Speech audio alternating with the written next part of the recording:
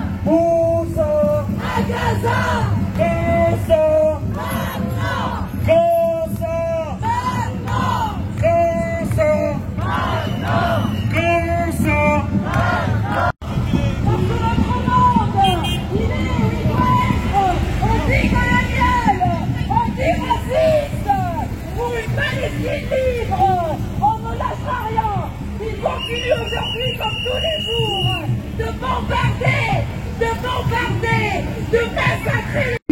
La lutte du peuple palestinien est vive.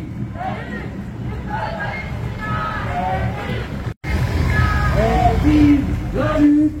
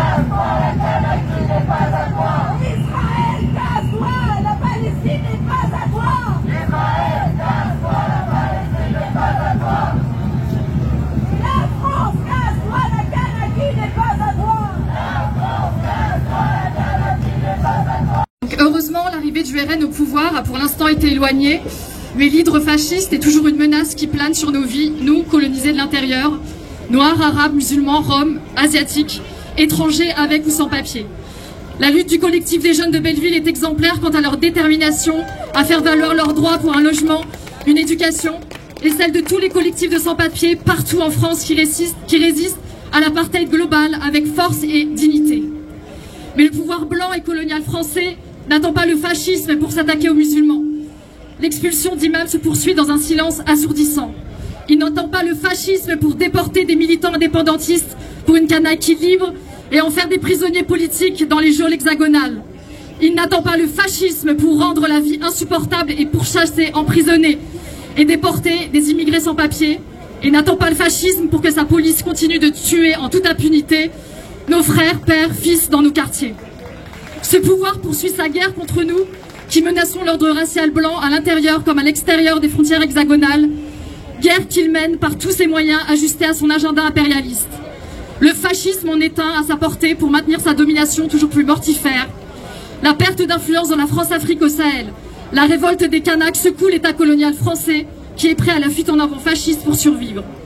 Éloigner le danger fasciste implique donc nécessairement une lutte internationaliste acharnée qui passe par le soutien inconditionnel aux résistances anticolonialistes de la Palestine, à la Kanaki, du Soudan au Congo. Notre solidarité est internationaliste et anticolonialiste. Éloigner le fascisme, c'est mettre toutes nos forces, donc contre le colonialisme, contre l'islamophobie, la négrophobie, la romophobie, l'antisémitisme et le racisme anti-asiatique.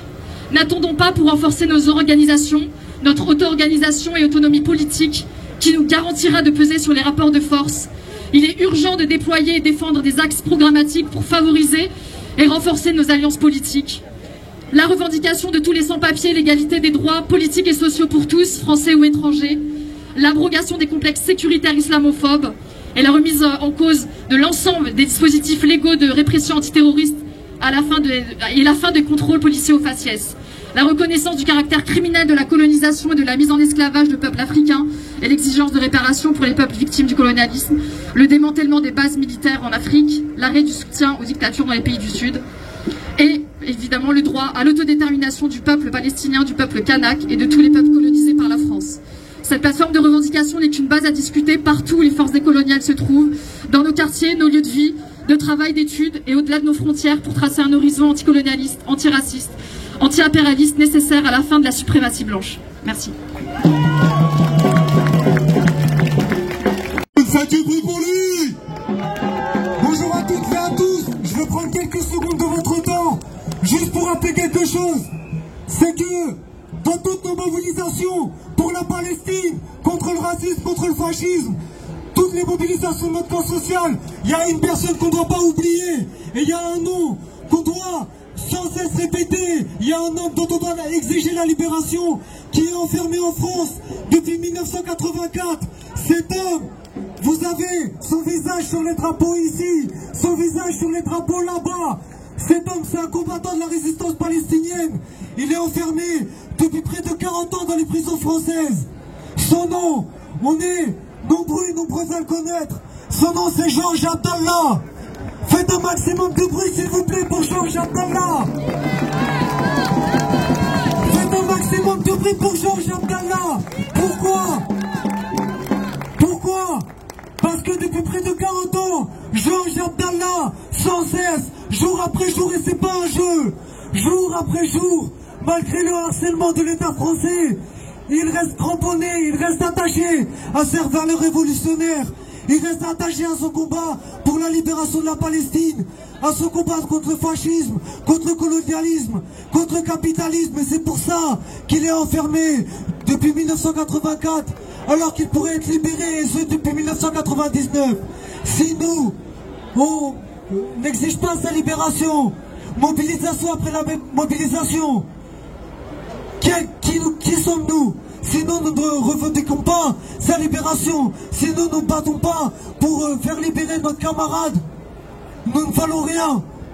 Donc aujourd'hui plus que jamais, il faut exiger la libération de Georges Abdallah, il faut prendre contact avec la campagne militaire pour la libération de Georges, il faut aller prendre contact avec Sami Doun, venez nous voir et crions plus que jamais: Palestine vaincra, libérer Georges Abdallah. Palestine vaincra, libérer Georges Abdallah. Les Palestiniens qui, encore hier, aujourd'hui, avant-hier, subissaient un massacre innommable, par l'armée la plus lâche du monde, par l'armée de l'entité israélienne, par ces lâches qu'il nous faut huer tous, car ils sont la honte, honte sur eux, honte sur l'Amérique complice, honte à Biden, honte à Macron, honte à ceux qui massacrent des enfants, des femmes et des hommes innocents. Mais nous leur disons que quoi qu'il arrive, jamais ils ne réussiront, car le peuple palestinien nous montre la voie de la résistance. Et Inch'Allah, qu'il le veuille ou non, bientôt la victoire! La victoire! La victoire! Que ce soit à Gaza, que ce soit à Al-Aqsa, et nous ferons la prière ensemble à la mosquée d'Al-Aqsa, libérée de l'armée coloniale, libérée de l'OTAN, libérée de ces gens qui assassinent et qui se font passer pour des innocents. Car si le peuple palestinien résiste, alors nous devons prendre exemple sur lui. Et aujourd'hui, au bout de 10 mois, les massacres continuent. Ils continuent.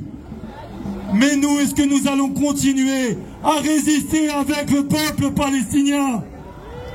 Est-ce qu'on va résister avec le peuple palestinien? Est-ce qu'on est avec lui? Est-ce qu'il nous montre la voie de la résistance? Palestine vivra! Et Palestine vivra!